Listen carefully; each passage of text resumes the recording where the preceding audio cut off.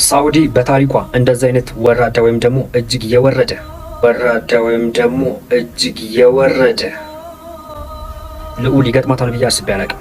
በየትኛውም ጉዳዮቻችን ላይ ስሜታዊ ስለሆን ስለተሰማን ስለተናደድን ብቻ ከመናገር ልንቆጠብ ይገባል። ሸሪዓ ለእያንዳንዱ ነገር መስመር አድርጎለታል። ሸሪዓ የተሰመረልንን መስመር ትተን በራሳችን ስሜት የምንጓዝ ከሆነ ከምናስተካክለው ይልቅ የምናበላሻቸው ነገሮች በጣም ይበዛሉ። አሁን ይህ ወንድም እንደሰማችሁት የሳዑዲው ልዑል የሙሐመድ ቢን ሰልማን ተግባር አናዶኝ ስሜታዊ አርጎኛል ብሎ እየተናገረ ያለውን ነገር ሰምታችሁታል። ወራዳ ወይም ደግሞ እጅግ የወረደ ሳዑዲ ላይ የተቀመጠ መሪ አያጠፋም ማለት አይደለም፣ አይሳሳትም ማለት አይደለም። ይሳሳታል፣ ያጠፋል፣ ብዙ ችግሮችን ሊፈጥር ይችላል። ነገር ግን በምን አይነት መልኩ ነው ከዚህ አይነት መሪ ጋር ልንስራራ የሚገባው? የሀገሩ ነዋሪዎችም ከሀገር ውጭ ያሉትም ምን ማድረግ ነው የሚጠበቅባቸው? ወንጀል በሰራ ቁጥር፣ በተሳሳተ ባበላሸ ቁጥር መሳደብ፣ መራገም እውነት የሙእሚኖች የሰሃቦች የሰለፎች መንገድ ነው? ነቢዩ ሰለላሁ ዐለይሂ ወሰለም ለሙእሚኖች መሪ ተደርጎ የሚሾሙ አካላት ሲሳሳቱ ተራገሙ ነው ያሉት? ተሳደቡ ነው ያሉት? አንቋሻቸው፣ አዋርዷቸው ነው ያሉት? የዚህ አይነት ተግባር ከአንዳንድ ስሜታዊ ሰዎችና አላዋቂ የሆኑ ሰዎች ዘንድ የመጣ ነገር ነው። በየትኛውም ሁኔታ ስሜትን ከማስቀደም ይልቅ ሸሪዓን ልናስቀድም ይገባል።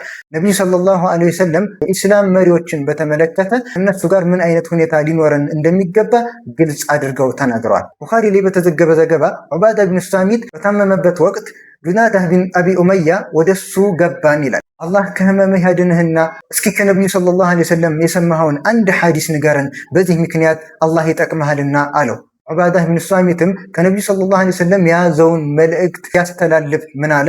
ቃለ ደአነ ነቢዩ ሰለላሁ ዐለይሂ ወሰለም ፈባያዕና ፈቃለ ፊማ አኸዘ ዐለይና አንባያዕና ዐለ ሰምዕ ወጣዓ ፊ መንሸጢና ወመክረሂና ወዑስሪና ወዩስሪና ወአተረተን ዐለይና ወአላ ኑናዚዐ አልአምረ አህለሁ ኢላ አን ተረው ኩፍረን በዋሐን ዒንደኩም ሚነላሂ ፊሂ ቡርሃን።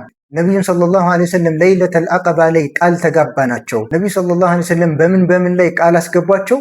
አለ ሰምዕ ወጣዓ፣ መሪ ተደርጎ የተሾመባቸውን አካል በመስማትና በመታዘዝ ላይ የሚሰሙትና የሚታዘዙትም ፊ መንሸጢና ወመክረሂና፣ በተዳከምንበት ጊዜም በነቃንበት ጊዜ፣ በችግር ጊዜም በድሎት ጊዜም፣ ወአሰረተን ዐለይና የእኛን ሐቃችንን ቢያጓድልም፣ ከዛም ወአላ ኑናዚዐ አልአምረ አህለሁ የጉዳዩን ባለቤት መሪውን ስልጣኑን ላንቃማ ነው። ኢላ አንተረው ኩፍረን በዋሐን ከዛ መሪ ላይ ግልጽ የሆነ ኩፍር ክህደትን ብትመለከቱበት እንጂ። ያም ደግሞ እኛ ኩፍር ስለመሰለን አይደለም።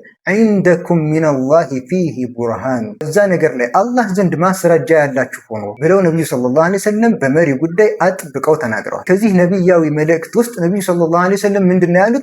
ወአላ ኑናዚዐ አልአምረ አህለሁ። በቃላት በዚህ አይነት መልኩ መሪን መሳደብ፣ መሪን ማንቋሸሽ፣ መሪን ማብጠልጠል ይሄ ነቢዩ ሰለላሁ ዐለይሂ ወሰለም አስተምህሮት አይደለም። የሰሃቦችም ከመሪዎቻቸው ጋር ሲያደርጉት የነበረው አካሄድ አይደለም። በእርግጥ አንዳንድ ነገሮች ስሜታዊ ሊያደርጉን ይገባል። ነገር ግን ለስሜታችን ደግሞ የሸሪዓ ልጓም ልናበጅለት ይገባል። ስሜታችን እንደገፋን የምንናገርና የምንሰራ ከሆነ ቅድም እንዳልነው ብዙ ነገሮች ይበላሻሉ፣ የሸሪዓ ህግጋትም ይጣሳሉ። የሸሪዓ ትእዛዝ መጣሱ ደግሞ መፍሰደው ብልሽቱ በሙስሊሙ ላይ ነው፣ ተመልሶ የሚመጣው በሙስሊሙ ላይ ነው። በሳዑዲ ላይ የተለያዩ ችግሮች ከመኖራቸው ጋር ነገር ግን ሀገሯ አሁንም አልሐምዱሊላህ በተውሂድና ሱና ላይ የጸናች ሀገር ናት። ተውሂድና ሱናን የበላይ በማድረግ ሁሌም የተውሂድን ባንዲራ ከፍ አድርጎ በማውለብለብ ላይ ሳዑዲ አረቢያ ቀዳሚ ቦታውን ትይዛለች። ስለዚህ የኢስላም ሀገራት መሪዎች ላይ የሆነን ስህተት በምናይበት ጊዜ በዚህ አይነት መልኩ የዛን መሪ ፎቶ ለጥፎ መሳደብ፣ ማንቋሸሽ ሳይሆን የሚገባው ሰሃቦች ሰለፎች ሲያደርጉት እንደነበረው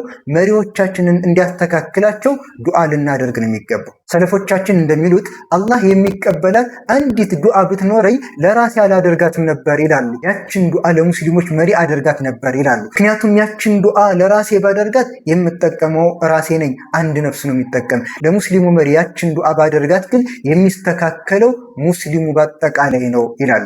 በዚህ አይነት መልኩ ነው ልናስብ የሚገባው። አሁን አንድ መሪ ለጥፈን ተሳደብነ፣ አንቋሸሽነ፣ ኮሜንት ላይ እስኪ ሀሳባችሁን ጥቀሱ ተባለ። ኮሜንት ላይ ገብቶ ተሳደቡ፣ ተሳለቁ፣ ተራገሙ። ምንድን ነው የሚመጣው? በኮሜንት ያንን የሙስሊሞችን መሪ ማሰደብ፣ ማንቋሸሽ ለሙስሊሙ የሚያመጣው ጥቅም አለ? ሙስሊሞችን ወደፊት የሚያራምዳቸው እርምጃ አለ?